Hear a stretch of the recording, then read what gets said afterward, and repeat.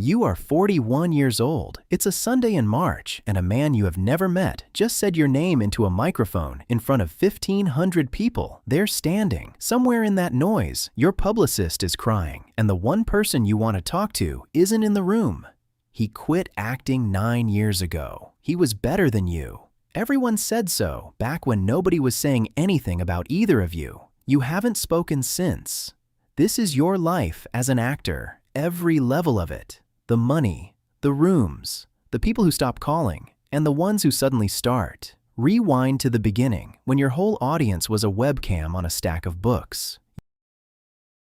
You are 22. You have a webcam balanced on 3 textbooks and a gray bedsheet taped to the wall because someone in a Facebook group swore gray reads better than white. This is a self-tape. The role is man in diner. No lines. You do 11 takes of looking up from a menu like your life is about to change. You send the best one to an address you found online, and you never hear back. Nobody pays you for self-tapes. Nobody pays you for the class either. That's $400 a month. Most of what's left after rent. You wait tables until 1 in the morning, and you tell your parents it's going well. In the class, there's a guy named Marcus. He runs the same scene you do.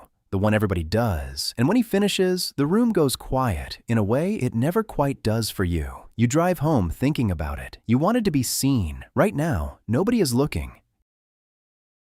You are 25. You book a regional commercial for a bank. One line. You look down the lens and say, "We've got you." And a man whose entire job is to watch you say it 40 times finally nods. The check is $1,200, the first money acting has ever handed you, and you photograph it before you cash it. Then, the residuals start, the strange little checks that keep arriving for a year, for an ad still running somewhere at 2 in the morning. One of them is for $3.18. You keep it. You get your SAG card, which means you are now, officially, standing on the lowest rung of a real thing. Marcus booked a commercial too. His was national. You caught it during a football game, in a bar, and you clapped a little too late, and you hated how long you'd been waiting to watch him miss at something. He didn't miss. He's getting there first.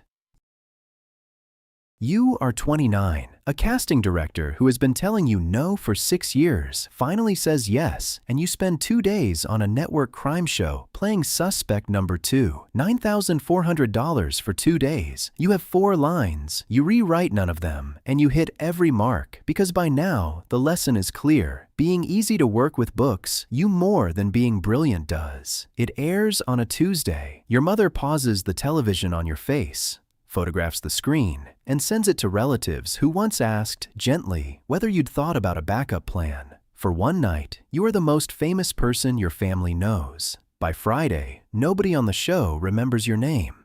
That's the part they leave out. Being seen and being known are different things, and at this level, you only get the first one in 2-second pieces. On a screen, someone is half watching.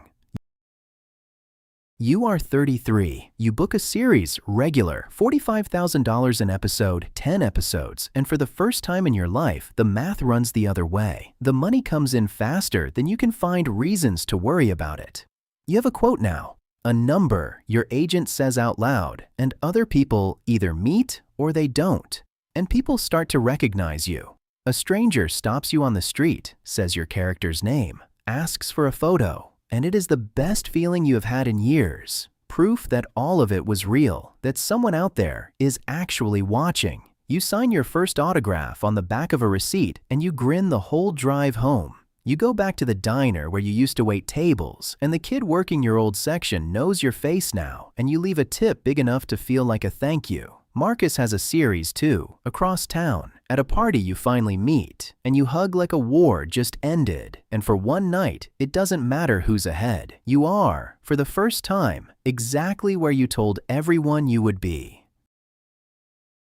You are 37. You do something that looks, from the outside, like a mistake. You take the lead in a film for no money up front. A small, ugly, true story a first-time director has been carrying in a backpack for 6 years. Because for the first time in a decade, a script makes your hands shake when you read it alone at your kitchen table. It shoots in 19 days, real locations, a crew small enough to eat at one table. It goes to a festival up in the mountains. And at the end of the first screening, there's a silence that holds a second too long, and then it breaks, and a stranger 3 seats down is wiping her face with the back of her hand. That sound, a room full of people deciding at the same instant that they felt something, is the exact thing the kid with the webcam was reaching for and could never name. For 90 seconds, standing in the dark, you have it, and you forget the money entirely. That should have told you something.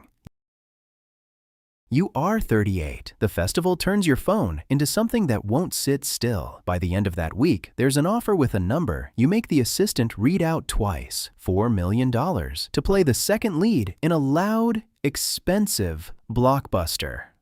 $4 million. You say yes before they finish the sentence. You stand in your kitchen and you laugh out loud, alone, because the math that ran against you your whole life just flipped all the way over. You call everyone. The small, ugly film made your hands shake. This one buys the house your parents could never afford and a second house for them. For the first time, the money is not a thing you survive. It's a thing you get to enjoy, and you let yourself enjoy it. You have never felt further from that webcam on a stack of books.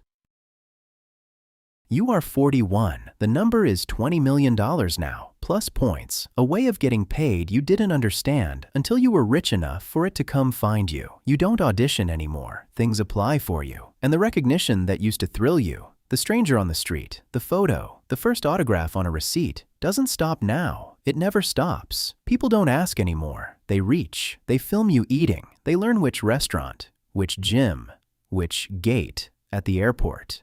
One morning, there are 3 of them standing at the end of your driveway, and they know your dog's name, and they are not quite smiling.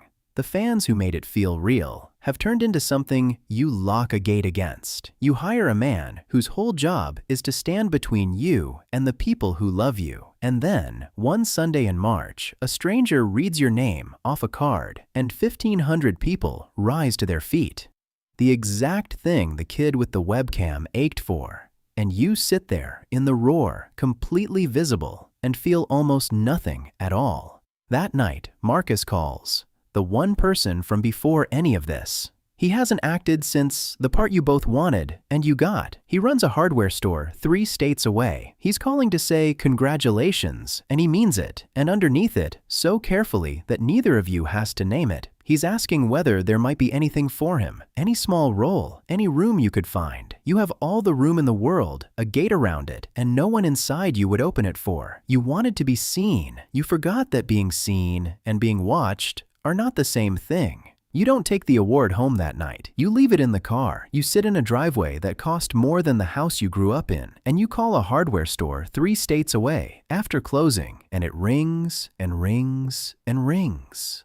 Somewhere right now, there's a 22-year-old taping a gray bedsheet to a wall, doing 11 takes of looking up from a menu like everything is about to change. Nobody's watching yet. That's the best part, and you could never make them believe it. You wanted to be seen. The whole climb, every level of it, was one slow trade. The people who saw you for the people who only watch.